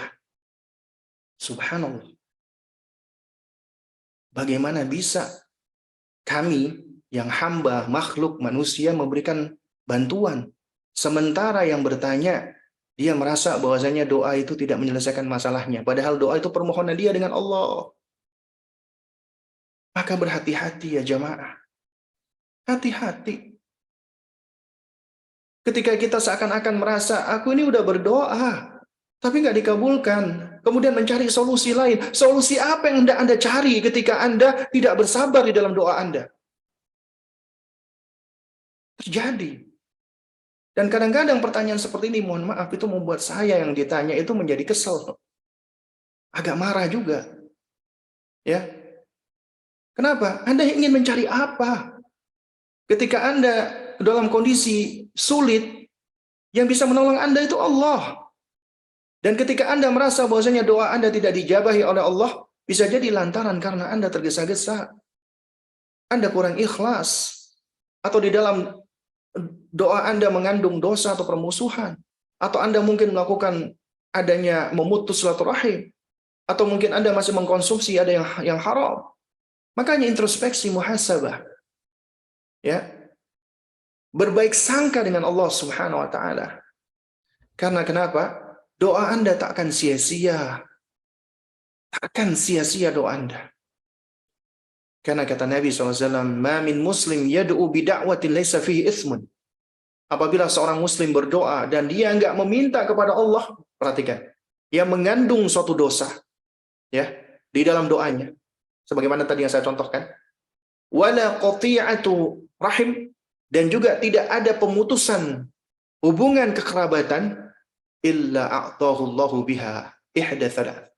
Melainkan akan Allah berikan, Allah kabulkan dengan cara di antara tiga ini. Pertama, imma an yu'ajjila lahu da'watuhu. Allah akan menyegerakan mengabulkan doanya. Disegerakan oleh Allah, dipercepat. Allah segera kabulkan. Kondisi pertama. Atau yang kedua, wa imma an yaddakhiraha lahu fil akhir. Allah akan simpan doanya tadi sebagai simpanannya, tabungannya di akhirat. Enggak sia-sia. Disimpan untuk tabungannya di akhirat. Ya Allah, aku memohon kepadamu, ya Allah, jadikanlah anakku anak yang soleh. Ternyata anaknya tidak menjadi soleh di dunia, misalnya. Allah simpan doanya. Di surga bisa jadi, entah sesuai dengan kehendak Allah. Selama anaknya mungkin tidak menyekutukan Allah, Allah ampuni dosanya. Allah jadikan Anda bisa memberikan syafaat untuknya. Dan Allah kumpulkan dia di surga. Bisa jadi. Asalkan dia tidak menyekutukan Allah. Atau bisa jadi Allah gantikan dengan yang lebih baik. Wildanun mukhalladun.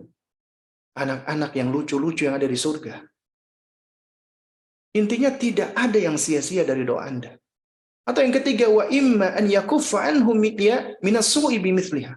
Atau bisa jadi dalam rangka untuk mencegah keburukan darinya, ya, lantaran doa yang dia pinta. Misalnya dikabulkan oleh Allah, bisa jadi ternyata membawa keburukan. Allah nggak kabulkan. Kenapa Allah nggak kabulkan? Karena bisa mendatangkan keburukan. Karena itu apabila Anda paham tentang ketiga hal ini, Anda nggak akan menyia-nyiakan doa. Kemudian ya, yang kita menuju ke yang terakhir ya. Beradablah ketika berdoa. Adab ketika berdoa, karena kita sedang menghadap Allah. Awali dengan pujian dan menyanjung Allah. Ya, puji-puji Allah Subhanahu wa taala, sanjung Allah. Ya Allah, ya Rabbku, Rabb yang Maha Pengasih lagi Maha Penyayang. Ya, Rabb yang aku hanya bergantung kepadamu ya Allah. Ya, kita memuji Allah, menyanjung Allah. Kemudian kita bersolawat kepada Nabi SAW. Kemudian kita akui dosa dan istighfar kepada Allah. Ya Allah, sesungguhnya aku banyak dosa ya Allah. Aku begitu hinanya. Gak layak sebenarnya aku memohon kepadamu ya Allah. Tapi aku benar-benar butuh kepadamu ya Allah. Ampunilah dosaku ya Allah. Maafkanlah aku ya Allah. Kemudian kita sungguh-sungguh dalam berdoa.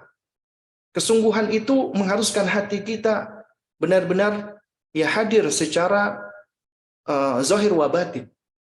Artinya kita benar-benar minta kepada Allah. Sungguh-sungguh. Ya, sembari kita bertawassul dengan nama-nama dan sifat-sifat Allah. Ya Allah kasihilah aku karena Engkau adalah yang Maha Pengasih. Ya Allah sayangilah aku karena Engkau adalah yang Maha Penyayang. Ya Allah berikanlah aku rezeki karena Engkau adalah yang memberikan rezeki. Engkau adalah Ar-Razzaq. Ya Allah berikanlah taufik hidayah untukku karena Engkau adalah yang Maha memberikan petunjuk. Sebut nama-nama dan sifat-sifat Allah. Kemudian berbaik sangka dan yakin kepada Allah. Kemudian merasa cemas dan harap ketika doa, ya. Raghaban wa rahabah ketika doa, ya. Cemas dan harap. Kemudian berkata lirih, ya, khifatan. Tidak perlu berteriak-teriak mengangkat suara. Ya Allah, nggak perlu. Kemudian mengulangi 3 kali hal-hal yang menurut kita memang penting. Kita ulangi. Kemudian kita berdoa dengan redaksi dari Al-Quran dan Sunnah apabila kita hafal. Kalau enggak, kita boleh dengan bahasa yang kita pahami. Kemudian ketika kita meminta kebaikan, awali dari kita dulu sebelum orang lain. Makanya kita diajarkan doa, Rabbighfirli wali walidayya. Ya Allah, ampunilah aku, kemudian kedua orang tuaku. Kenapa? Karena selain orang tuaku butuh ampunan, aku juga butuh ampunan. Maka ketika Anda meminta kebaikan, minta kebaikan juga untuk diri kita. Awali dengan meminta untuk diri kita. Diri kita lebih berhak mendapatkan keutamaan dan kebaikan dari Allah. Kemudian tidak tergesa-gesa. Ya. Nah, ingat ya umat sekalian, doa adalah faktor terbesar kesalihan anak. Makanya Al-Quran ketika berbicara tentang anak-anak soleh di dalam Al-Quran, itu nggak lepas dari format bentuk doa. Ya, Allah ketika berbicara tentang anak sebagai hibah, pemberian, zina, perhiasan, fitnah, ujian, ya, kemudian sebagai musuh, itu semua dalam bentuk kalimat khabar, pemberitaan. Kadang-kadang mengandung peringatan. Tapi ketika Allah berbicara tentang dzurriyyatan thayyibah, ya, keturunan yang baik, atau qurratul a'yun, penyejuk mata, itu dalam bentuk doa. Kita belajar nih dari doanya Nabi Ibrahim alaihissalam. Ya, Rabbana waj'alna muslimaini laka wa min dzurriyyatina ummatan muslimatan lak. Wahai Rabb kami, jadikanlah kami, yaitu Ibrahim dan Ismail ini, 2 orang yang berserah diri kepadamu, muslim, ya, dan juga keturunan kami, ummatan muslimatan lak, itu sebagai umat yang tunduk patuh kepadamu. Coba perhatikan doa Nabi Ibrahim. Jadikanlah kami dulu, ya. Kemudian beliau berdoa lagi nih, misalnya contohnya Ibrahim, Rabbi ja'al hadzal balad aminan, ya Allah jadikanlah negeri ini negeri yang aman, yaitu Mekah. Allah kabulkan doanya. Wajnubni, dan jauhkanlah aku. Pertama kali disebut siapa? Diriku, Ibrahim alaihissalam. Wa baniya, dan anak-anakku. An na'budal asnam, dari kami menyembah berhala. Agar kita dijauhkan dari kesyirikan menyembah berhala. Jauhkanlah aku dulu ya Allah, dan kemudian anakku. Kemudian perhatikan lagi, ya, Ibrahim berkata dalam doanya, Rabbi ja'alni muqimas salah wa min dzurriyyati rabbana taqabbal du'a. Wahai Rabbku, jadikanlah aku sebagai orang yang menegakkan salat nih. Aku dulu orang yang menegakkan salat, karena apabila orang tuanya menegakkan salat, sebab anaknya akan salat karena menjadi teladan. Wa min dzurriyyati, baru kemudian anak keturunanku. Rabbana taqabbal du'a. Ya Rabb kami, ya, taqabbal du'a. Ya, kabulkanlah permintaanku ini, doaku. Kita lihat doanya Nabi Zakaria. Hunalika da'a Zakaria. Di sanalah Zakaria berdoa di mihrabnya Maryam. Qala rabbi habli min ladunka dzurriyyatan thayyibatan innaka sami'ud du'a. Wahai Rabbku, karuniakanlah aku dari sisimu anak keturunan yang thayyib, yang baik. Karena sesungguhnya engkau maha mendengarkan doa. Adabnya Zakaria. Ya. Apa? Beliau meminta, setelah itu beliau menyebutkan innaka sami'ud du'a. Sesungguhnya engkau maha mendengarkan doa. Kita belajar dari Hana, ibunya Maryam. Ya, Allah abadikan idh qalat imra'atu Imran. Ingatlah ketika istrinya Imran berdoa berkata, "Inni nadartu laka ma fi batni muharrara fataqabbal minni innaka antas samiul alim." Wahai Rabbku, sesungguhnya aku menazarkan untukmu anak yang ada di dalam rahimku untuk menjadi muharrar, untuk menjadi orang yang akan berbakti kepadamu, berkhidmat kepadamu. Fataqabbal minni, maka ya terimalah permohonanku ini ya Allah. Kenapa innaka antas samiul alim? Sesungguhnya engkau maha mendengarkan lagi maha mengetahui.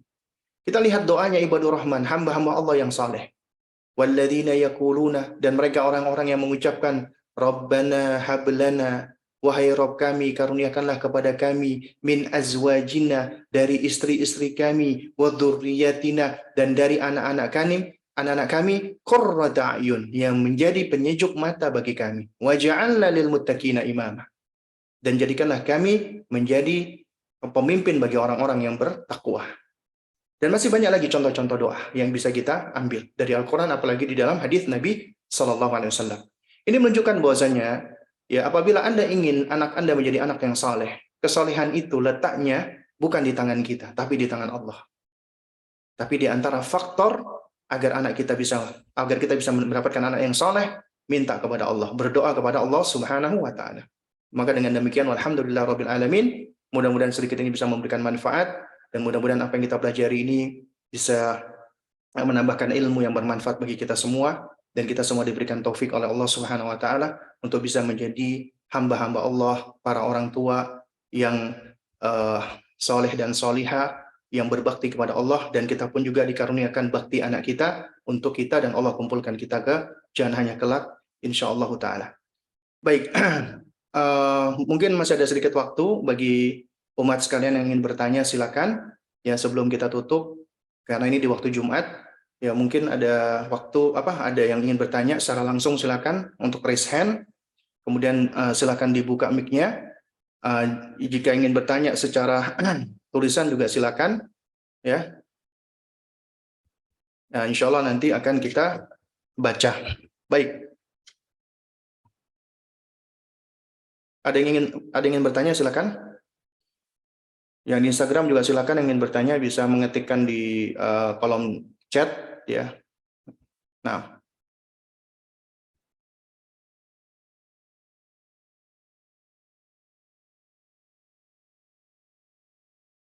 ya. Boleh. Assalamualaikum warahmatullahi wabarakatuh.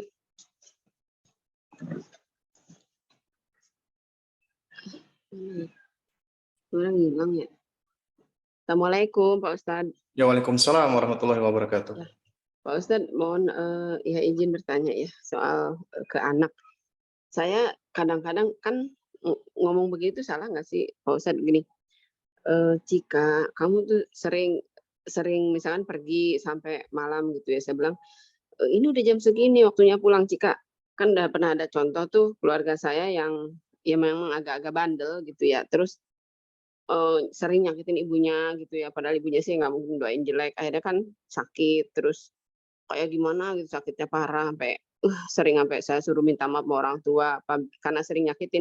Nah, saya jadi ngingetin ke anak saya gini, ingat itu saya sebutin, kan pernah kayak saudara kita sebelum udah pernah ada yang kayak gitu tuh nggak dengerin orang tua, itu sering nyakitin, sering bikin nangis orang tua. Kamu mau nanti terjadi hal-hal yang tidak diinginkan kamu kalau nyakitin mama terus, saya gitu, ngeselin gitu loh, bikin mama sedih, khawatir, itu nggak boleh kayak gitu, saya gitu. Mama nggak ngedoain jelek, enggak, tapi Allah melihat, takutnya Allah nggak ridho, saya gitu. Tapi saya selalu bilang, ya Allah selamatkan dia, lindungi dia gitu, selalu doakan yang tadi, doa tadi, Robbana hablana min azwajina bla bla bla, setiap habis sholat. Nah, itu saya ngomong kayak gitu ke anak, itu salah nggak sih Pak Ustadz? Saya rada tetap berdoa, tapi saya kamu lihat itu udah ada contoh di kita, jangan nyakitin orang tua, takutnya ada apa-apa hal yang tidak diinginkan gitu. Tapi ya Allah langsung saya tutup, ya Allah selamatkan dia gitu. Gimana itu Pak? Maaf, makasih Pak. Iya, nah, baik ya, barakallahu fik ya. Jadi yang perlu kita pahami bersama adalah ketika kita misalnya melihat ada perilaku dari anak kita yang kurang baik ya, atau misalnya melanggar ya, atau misalnya cenderung untuk membantah orang tuanya, maka kebanyakan kita memang langsung melakukan metode ancaman. Tadi itu ancaman ya. Ancaman itu bentuknya macam-macam ya. Ya, Oh iya Pak, maaf. sebagaimana tadi yang dicontohkan itu kan ancaman sebenarnya. Sebenarnya bukan artinya ancaman itu nggak boleh sama sekali, boleh. Tapi tetap kalau kita ingin mempergunakan metode ancaman tetap harus dengan metode yang benar, dengan metode yang ilmiah, dengan metode yang tepat. Karena apa? Karena seringkali metode ancaman itu menjadi tidak efektif manakala kita dengan anak kita itu ada masalah trust misalnya, masalah kepercayaan, ya, atau ada masalah selain trust ya juga ada masalah misalnya bonding ya, attachment ya, atau masalah-masalah lainnya. Ya, jadi kuncinya ada kepada masalah koneksi kita dengan anak kita. Kenapa demikian? Ya karena banyak faktor sebenarnya ya yang menyebabkan masalah-masalah seperti ini ya, masalah trust seperti ini ya, itu banyak faktor. Tapi hampir semuanya itu bermuara kepada dua hal. Dan ini sebagai bagian kita untuk memperbaiki. Ini bukan, saya menyampaikan ini bukan dalam rangka untuk menvonis, tidak. Ya, karena tentunya kita semua ingin kebaikan ya. Iya Jadi Pak. bermuara pada dua hal ya. Ya. Jadi yang pertama adalah bisa jadi selama kita mendidik anak-anak kita ternyata kurang ikhlas. Bukan karena Allah. Kita punya ambisi pribadi, kita punya obsesi. Ya, kita ingin menjadikan anak kita ini dan itu, dan kemudian kita menempatkan diri kita, anak kita harus taat kepada orang tua. Ya, namun kita lupa untuk mengaitkan ketaatan anak kita kepada Allah Subhanahu wa taala. Ya, Allah Subhanahu wa taala misalnya. Ya. Jadi ternyata ketika kita mengasuh dan mendidik anak kita, ada faktor-faktor yang menyebabkan kurangnya keikhlasan kita. Itu yang pertama. Atau yang kedua, adalah karena faktor ternyata selama saya mendidik anak saya, itu ternyata tidak berangkat di atas dasar ilmu.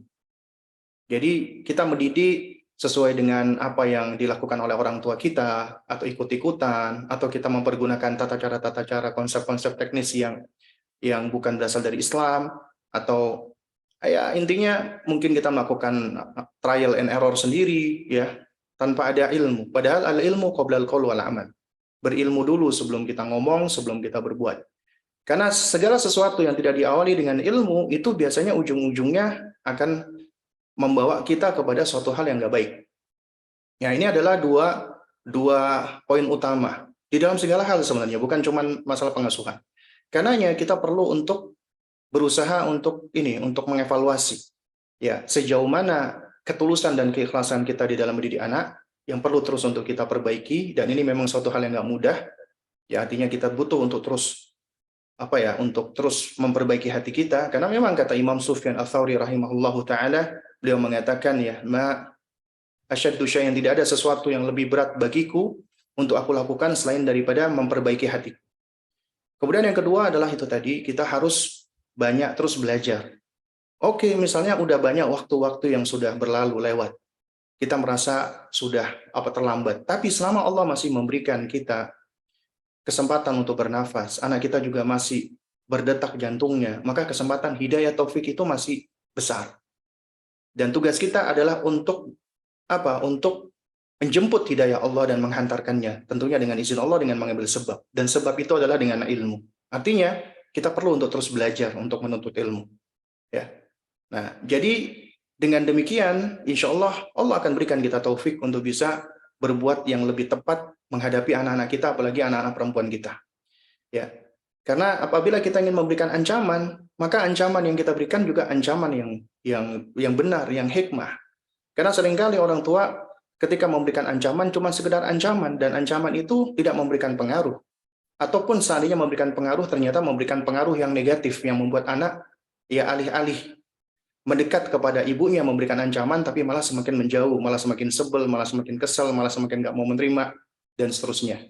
Nah, oleh karena itu, selain ya kita tetap terus berdoa kepada Allah, kita minta kepada Allah, Allah berikan taufik kepada putri kita, kepada anak kita, berikan hidayah, kita tetap harus berusaha untuk apa? Terus merangkul dia, ya merengkuh hatinya, karena dia telah tumbuh ya di dalam rahim kita 9 bulan. Kita lahirkan bersusah payah. Kemudian kita susui ya setidaknya selama 2 tahun. Itu adalah membangun pondasi, attachment. Kalau attachment ini ya, koneksi ini melemah ya, apalagi ketika di usia dia sudah remaja, maka kita tetap harus terus lagi membangun koneksi tadi. Kalau dia sudah remaja, maka pendekatan kita sudah nggak lagi seperti kita memperlakukan anak kecil.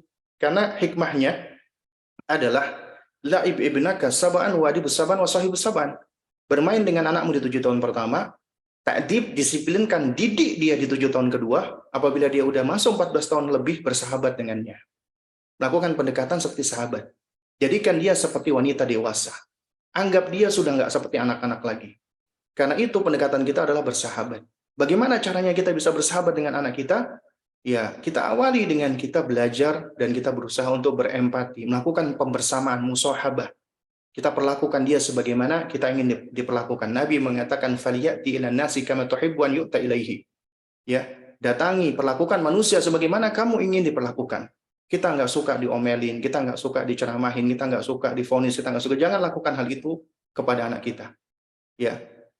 Nah, jadi kita lakukan hal-hal yang untuk menjadi sahabat itu ya, dia merasa nyaman, baru kemudian kita akan mudah untuk memberikan nasihat. Kenapa? Karena kan kaidahnya connection before correction. Ya, kita membangun koneksi dulu sebelum kita mengoreksi. Ya. Nah, ini jadi hal-hal yang mungkin bisa kita lakukan. Ya. Jadi kalau yang saya perhatikan tadi, itu tadi ancaman ya. Dan ancaman-ancaman seperti ini ya wallah alam shawab ya, karena kita perlu melihat situasi dan kondisi ya. Dan sebenarnya juga tidak berkorelasi langsung ya antara apa yang dilakukan oleh anak kemudian si orang tua tadi menjadi sakit, menjadi ini ya. Mungkin memang ada kejadian-kejadian yang sifatnya kasuistis ya, tapi itu menurut saya bukanlah suatu hal yang bijak ya. Kita lebih baik mengarahkan dia kepada ketaatan. Ketaatan itu dikaitkan langsung dengan Allah. Ya, bukan kepada orang tuanya. Misalnya ketika dia pulang malam-malam, ya berarti apa? Berarti dia masih belum ngerti. Seorang wanita muslimah nggak boleh dia keluar, bahkan keluar sendirian, bahkan dia keluarnya dengan laki-laki yang bukan mahramnya, itu nggak boleh. Dan ini tanggung jawab orang tuanya, terutama ayahnya. Allah akan meminta pertanggungjawaban, ya. Jadi yang harus dikuatkan pijakan adalah pijakan diniyahnya, bukan diberikan ancaman, kamu kalau kayak gini nanti seperti itu ya, ibunya sakit gara-gara gini. Itu adalah suatu hal yang sebenarnya kita mengaitkan sesuatu dengan hal-hal yang sifatnya kasuistis ya, bukan suatu hal yang yang bisa ditakmim ya, digeneralisir gitu loh. Memang ya perbuatan anak itu bisa mempengaruhi ibu gitu. Mungkin ibunya jadi stres, jadi sakit, bisa ya. Nah, tapi ini suatu hal yang kurang tepat apabila hanya dikaitkan kepada ibunya saja. Padahal tanggung jawab ibunya itu adalah kepada Allah, dan dia harus mengaitkan tanggung jawab anak dalam hal kebaikan-kebaikan tadi itu adalah kepada Allah, bukan kepada dirinya. Ya mudah-mudahan bisa dipahami ya. Nah. Ustadz bisa minta PowerPoint-nya nanti Ustadz, panitia. Oh iya. Nanti insya Allah di-share insya Allah. Ya. Baik ya, ini sepertinya udah pukul 10.42 ya, dan ini waktu Jumat. Terima kasih Pak Ustadz. Ya, Ibu, sama-sama. Ya, nanti insya Allah kita lanjutkan lagi di waktu yang lain. Kita cukupkan dulu sampai di sini. Kurang lebihnya saya mohon maaf apabila ada hal-hal yang kurang berkenan, yang keliru, yang salah. Tentunya itu datangnya dari diri saya pribadi, karena yang hak datangnya dari Allah Subhanahu wa Ta'ala. Kita tutup dengan doa kafaratul majelis. Subhanakallahumma wa bihamdik asyhadu an la ilaha illa anta astaghfiruka wa atubu ilaik. Assalamualaikum warahmatullahi wabarakatuh. Waalaikumsalam warahmatullahi wabarakatuh. Jazakallah khair, Ustaz.